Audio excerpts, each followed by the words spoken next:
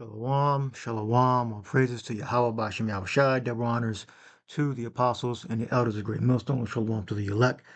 Bashem Chakodash, my name is Jacobo from Plaintables Camp. I don't know if you've heard that Iran denies talks. Trump was saying that we've made progress talking. So I don't know if he's just like making up stuff, or are they telling him to say this stuff, or he think that he can bully Iran and say, okay, we want to stop too, and they're going to agree to it. But apparently, there's a lot of lying going on because Iran says they're not talking directly. Iran says it's not in negotiations with U.S. Trump. Trump backed down. So it appears as though they're this off ramp they've been talking about is about to happen, or that's just another lie. So, says live, Trump says ultimatum for Iran to reopen Straits of Hormuz postponed amid negotiations. So, whether they're negotiating or not, there seems to be confusion, but the last thing I heard was Iran said they were not talking to the United States. So, then the apostle here was talking about our take on Jeremiah 49 and 20. Least of the flock, we believe these are the Edomites. So let's listen in.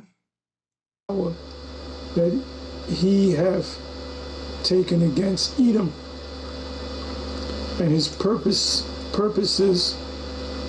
that he have purpose against the inhabitants of Teman, which are Edomites, one of the tribes of Edom or Esau. Surely the least of the flock, which are the small hats, which are the Amalekites, shall draw them out. Surely he shall make their habitation desolate with them. That's clearly talking about Babylon in Palestine. So this is what I did. Oh, by the way, I was watching this.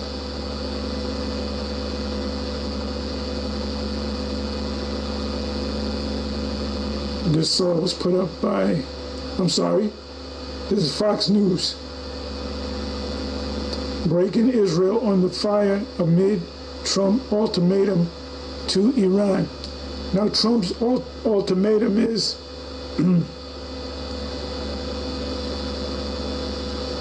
that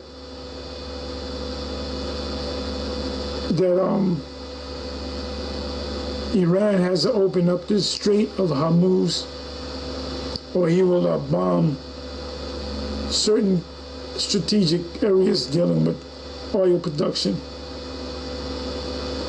So what this guy does is he makes matters worse. He, instead of trying to put the fire out, he throws gasoline on the fire. And he doesn't realize that this is going to lead. He doesn't realize that he's following Israel. He's following Israel. Therefore, Israel is leading them.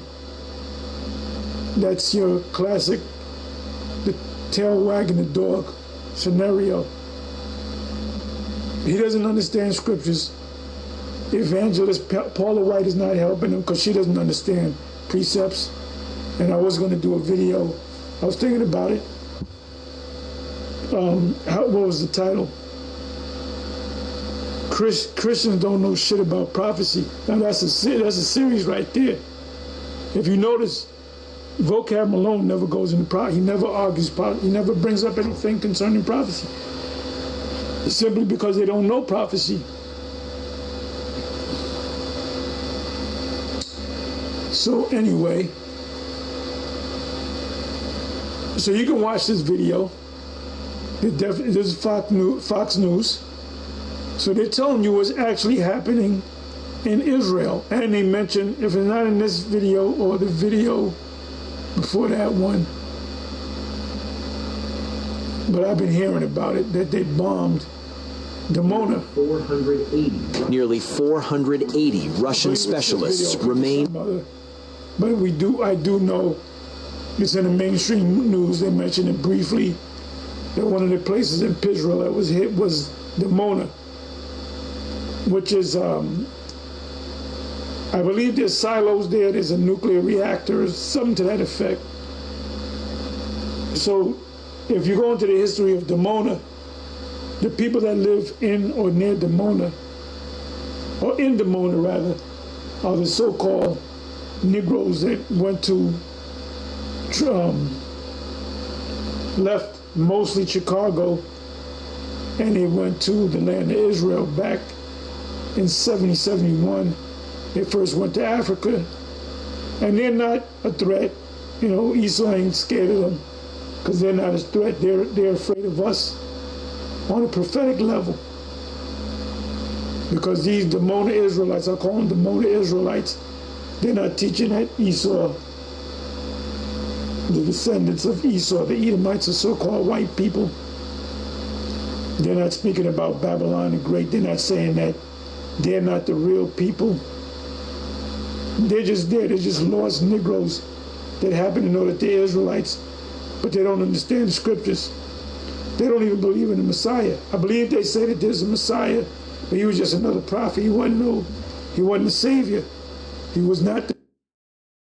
Right, that's what along the lines of so-called Jays say, but they say they don't even believe he was a prophet. He was just some rebellious guy that got put to death for his sins. I believe that's the Jay's little happy people take on it. Brave men of the Army of the Islamic Republic of Iran, since Sunday morning, March 22nd, have employed Arash-2 destruction drones to target two Israeli aerospace industries near the Ben Gurion Air Base and a U.S. reconnaissance aircraft deployment site at Prince Sultan Air Base in the Ramana region with drone attacks.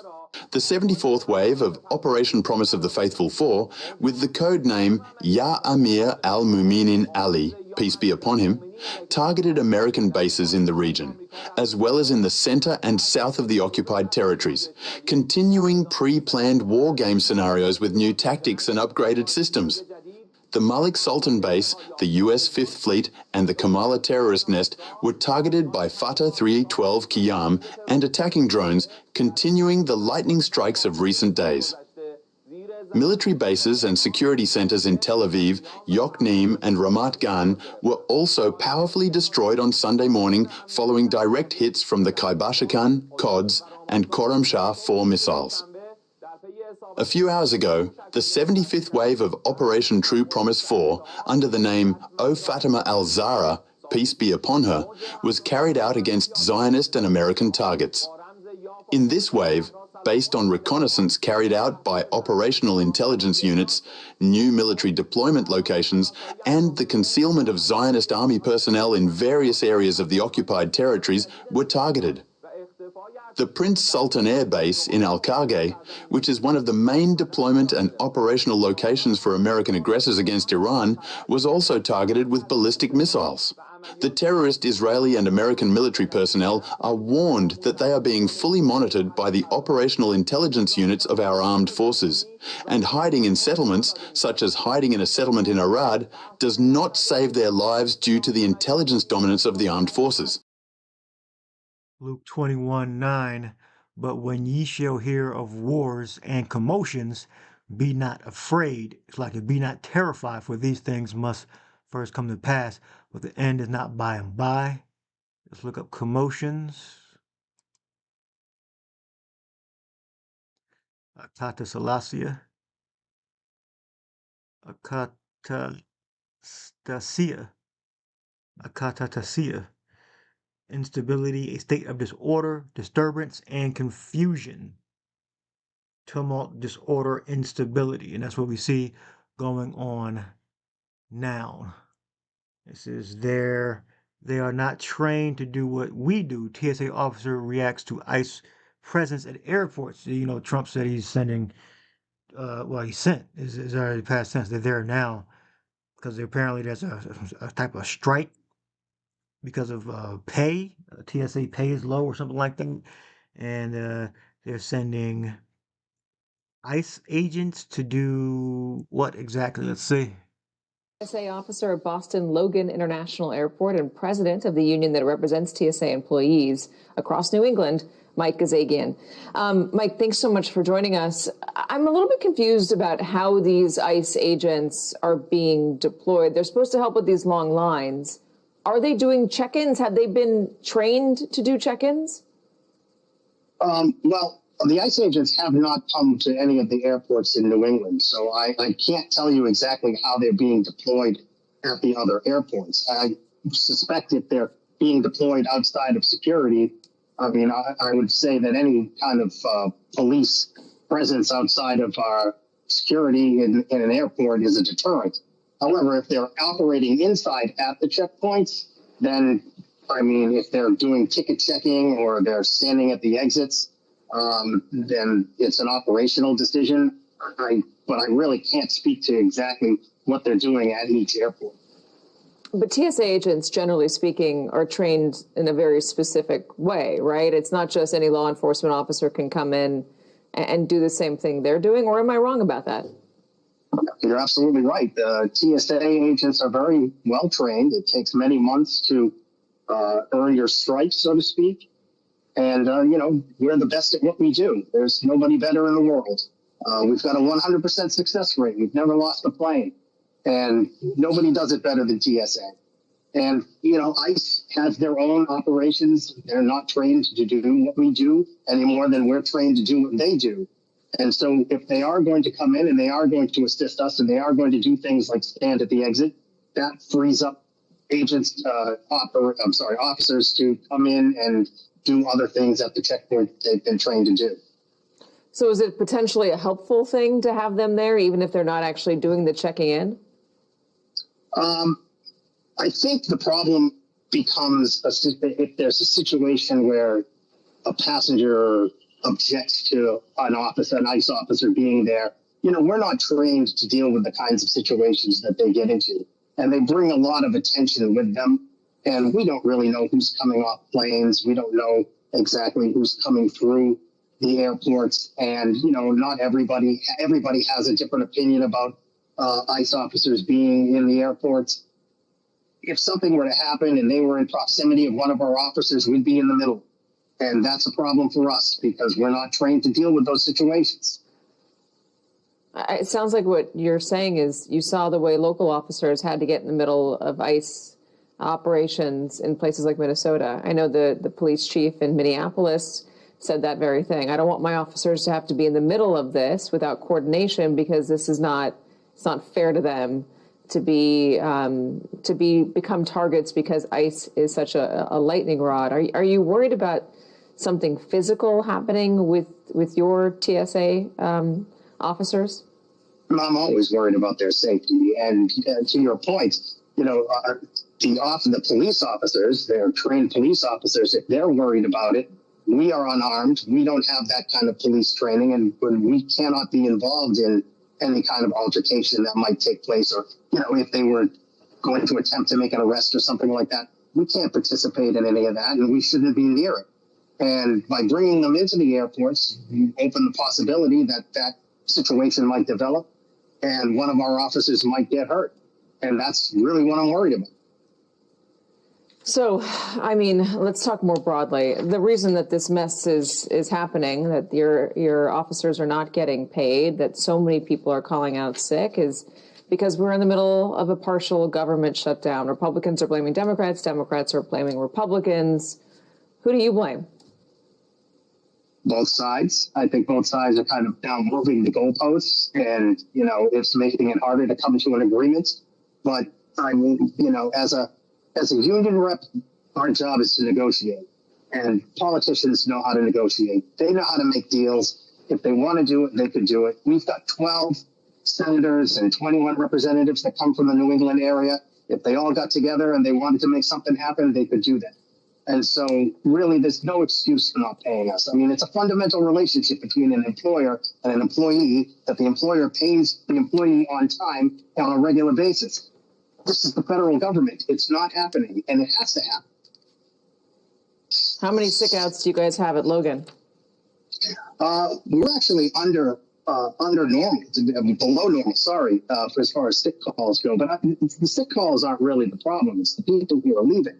You know, we're losing experienced officers. And anytime you lose experienced officers, it's a blow to the agency. You can hire new people to replace them, but they don't really have an understanding of the airport the way somebody who's been around for a long time. I've been with the agency for 18 years. I understand what I'm getting into when I go into Logan and I look around and I understand.